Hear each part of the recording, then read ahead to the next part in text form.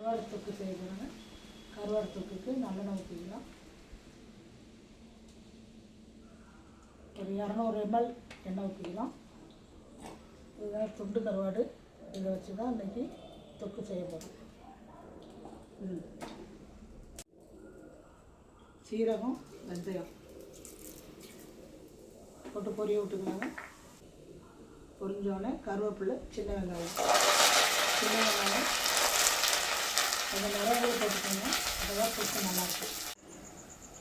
இடித்த பூண்டுங்க, ஒரு 10 பூண்டு பல் சேர்த்து நல்லா வதக்கிக்கலாம். வெங்காயம் நல்லா இந்த அளவுக்கு எண்ணெயில் வெந்து வரணுங்க. வந்ததுக்கப்புறம் கருவாடு சேர்த்துக்கலாம். துண்டு கருவாடு, மஞ்சள் தூள், மிளகாத்தூள் கொஞ்சம் நிறையா போட்டுக்கலாங்க. காரமாக இருக்கும், அதான் நல்லாயிருக்கும். புளி கரைசல் ஊற்றிக்கலாங்க.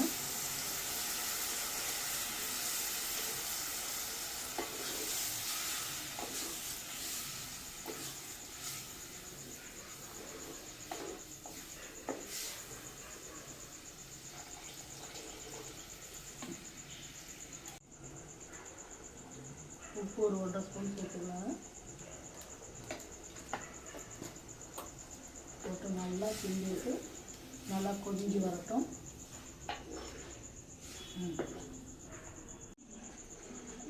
கருவாடு தொக்குங்க பாதி நல்லா கொதிஞ்சு வந்துருச்சுங்க.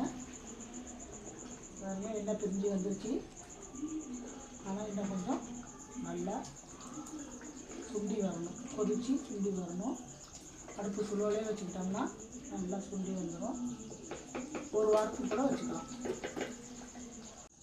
தொக்கு நல்லா எண்ணெய் பிரிஞ்சு வந்துருச்சு.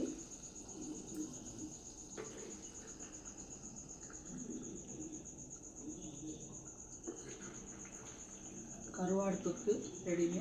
கருவாடெல்லாம் பாருங்கள் அப்படியே கரையாமல் அப்படியே இருக்குது.